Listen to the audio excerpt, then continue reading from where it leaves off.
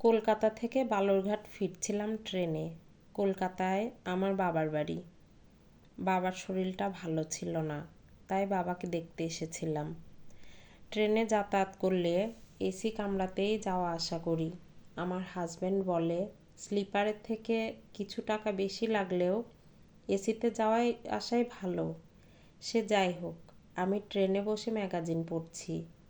এমনিতেই আমার বই পড়ার নেশা। দূরের জার্নি হলে সঙ্গে কোনো গল্পের বই বা একটা ম্যাগাজিন থাকেই। দেখলাম বর্ধমান থেকে দুজন ট্রেনে উঠলেন। উঠেই বড় লাগেজটা সিটের নিচে রেখে দিলেন আর ছোট ব্যাগগুলো সিটের ওপরে রেখে দুজনেই বসলেন। ম্যাগাজিন থেকে চোখ সরিয়ে দুজনকে লক্ষ্য করছি তখন। এই দুজনের একজন মধ্যবয়স্কা মহিলা আর একজন কম বয়সী একটি অবিবাহিতা মেয়ে। বয়স হবে ওই 26-27 বছরের কাছাকাছি। দুজনে বসে নিজেদের মধ্যে কথাবার্তা শুরু করেছে তখন। আমি ম্যাগাজিন পড়ায় মনোনিবেশ করলাম, কিন্তু ম্যাগাজিনের ওপর চোখ রেখে ঠিক পড়তে পারছিলাম না। ওদের কথাই কানে আসছিল বেশি। অল্পবয়সী মেয়েটি মধ্যবয়স্কা মহিলাকে উদ্দেশ্য করে বলে উঠল, তোমার মন খারাপ করছে তাই না মা? মা সম্বোধন শুনে বুঝে গেলাম সম্পর্কের রসায়নটা। মা আর মেয়ে। মেয়ের কথায় মায়ের মুখের দিকে তখন তাকিয়েছি। মায়ের মুখটা বেশ মায়াময়। একটা দীর্ঘশ্বাস ছেড়ে বললেন, মন খারাপ ঠিক করছে না। যতই হোক, এতগুলো বছর তো ছিলাম, একটা মায়া তো আছেই। হয়তো অনেক কিছুই খারাপ আছে। কথাগুলো বলেই কেন জানি না কেঁদে ফেললেন ভদ্রমহিলা।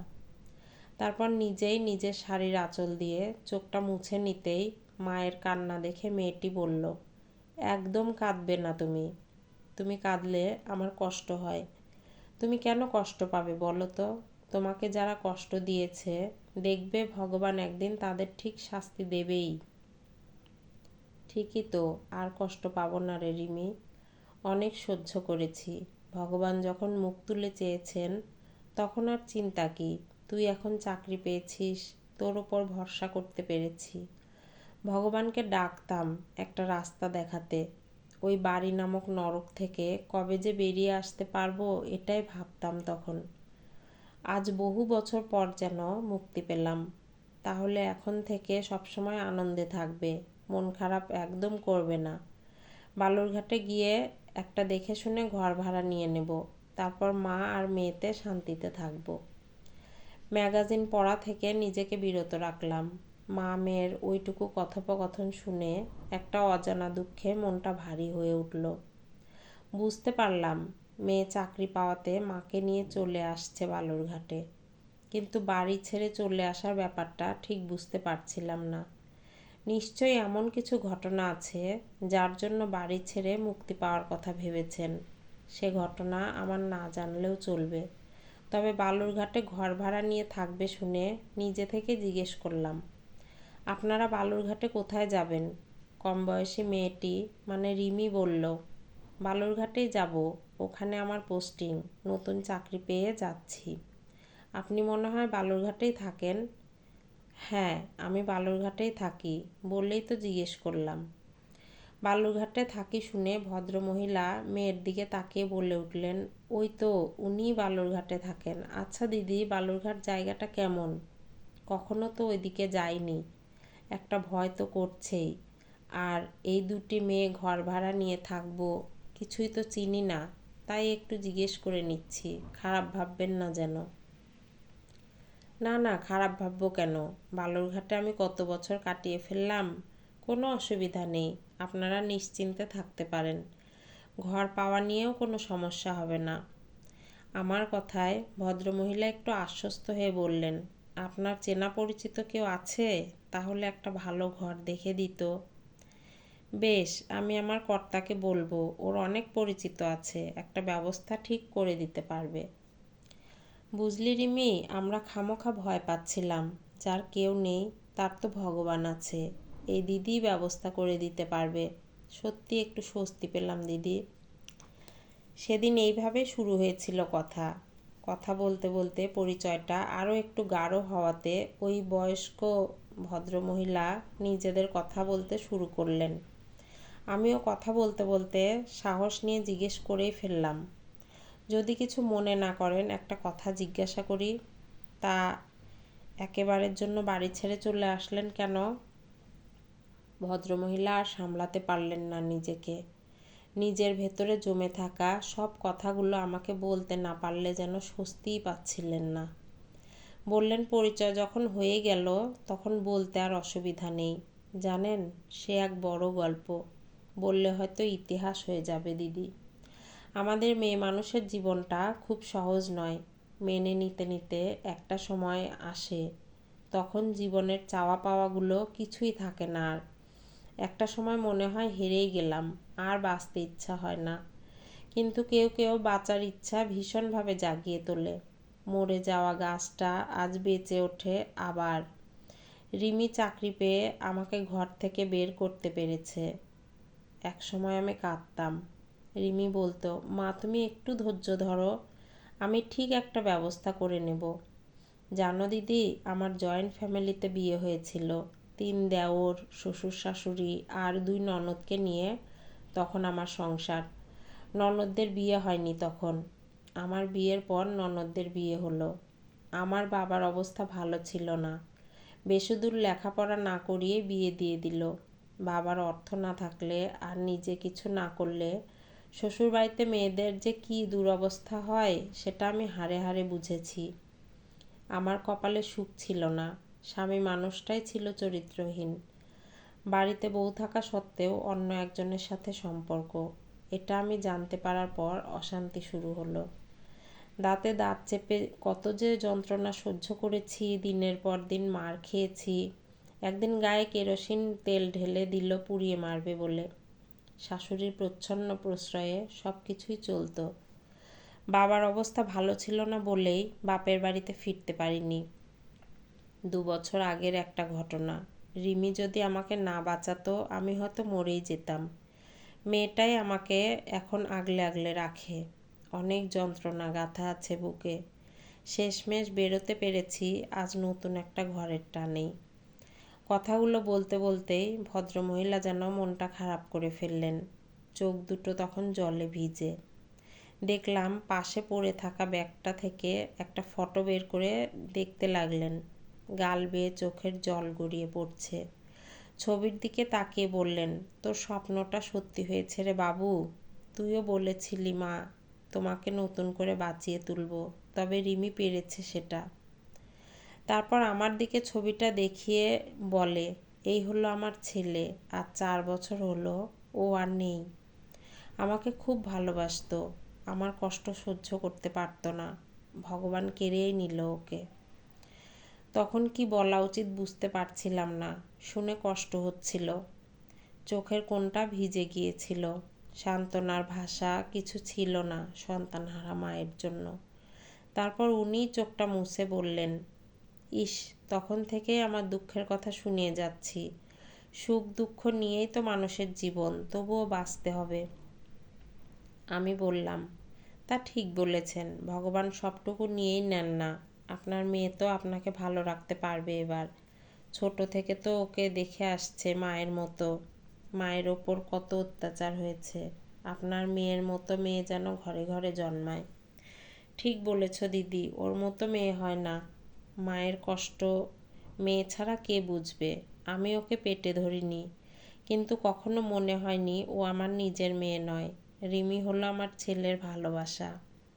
বিয়ের 3 মাসের মাথায় আমার ছেলে মারা গেল বাইক অ্যাক্সিডেন্টে। ছেলে মারা যাওয়াতে সব দোষ গিয়ে পড়ল রিমির ওপর। বাড়িতে আমার স্বামী আর শাশুড়ি দুজনেই বলল, অপয়া একটা মেয়ে। তারপর থেকে আমার ওপর আক্রোশটা যেন আরও বাড়তে লাগলো। কারণ রিমির সাথে বিয়ে হওয়াটা কারো মত ছিল না। যেহেতু আমরা ব্রাহ্মণ, কোনো অব্রাহ্মণ মেয়ে যেন বাড়িতে না আসে, এটাই ছিল আমার স্বামীর বক্তব্য। আমার ছেলে একদিন বলল, আমি একজনকে ভালোবাসি মা। আমি শুনে খুশিই হয়েছিলাম। আমি যেহেতু জাতপাত মানতাম না, তাই ছেলেকে সাহস দিতাম। এমনকি রিমির সাথে আমিও লুকিয়ে কথা বলতাম। এদিকে রিমির বাড়িতেও রাজি ছিল না এই সম্পর্কটা মেনে নিতে। রিমির অন্য জায়গায় বিয়ে দেওয়ার জন্য উঠে পড়ে লেগেছিল ওর বাবা। এরকম পরিস্থিতিতে আমার ছেলে আর রিমি মন্দিরে গিয়ে বিয়ে করে নেয়। ছেলে বিয়ে করে রিমিকে বাড়িতে নিয়ে আসার পর থেকেই চরম অশান্তি শুরু হয়েছিল। তারপর তো এই দুর্ঘটনা ঘটে গেল। ছেলের মৃত্যুর জন্য দায়ী করলো আমাকে। সেই মুহূর্তে আমি নিজেকে শক্ত রাখলাম, শুধুমাত্র মেয়েটির কথা ভেবে। আমার ছেলে তো চলে গেছেই, আর তাকে ফিরে পাবো না। ইচ্ছে করলেই আমি আর একটা জীবন বাঁচিয়ে ফেলতেই পারি। সবাই যখন রিমিকে দোষ দিচ্ছে, অপয়া বলছে, বাজে কথা বলছে, আমি তখন ওকে আগলে রাখি।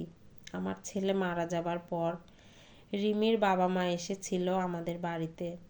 রিমিকে ওর বাবা বলল, বাবা মা তোর খারাপ চায় না, আর যদি বাবা মায়ের কথা শুনতিস তাহলে এই দিনটা তোকে দেখতে হতো না। তোকে আনতে এসেছি আমরা, ফিরে চল।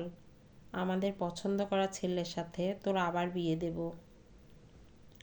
রিমি বলেছিল, কখন কি হবে কেউ জানতে পারে না, হয়তো আমার ভাগ্যে এটাই ছিল। আমি যাব না তোমাদের সাথে, তোমরা ফিরে যাও। আমিও রিমিকে বলেছিলাম, বাবা মায়ের সাথে যেতে পারিস, ওনারা তোর ভালোর জন্যই বলছেন। বলুক, আমার ভালো আমিই বুঝবো। আমি তোমাকে ছেড়ে যাব না, যদি কোনো দিন যাই তোমাকে নিয়ে যাব। রিমি বিয়ের আগে থেকে জানতো আমার ওপর অত্যাচারের ঘটনা। রিমি গেল না আমাকে ছেড়ে, অনেক অপমান সহ্য করে পড়ে রইল আমার কাছেই।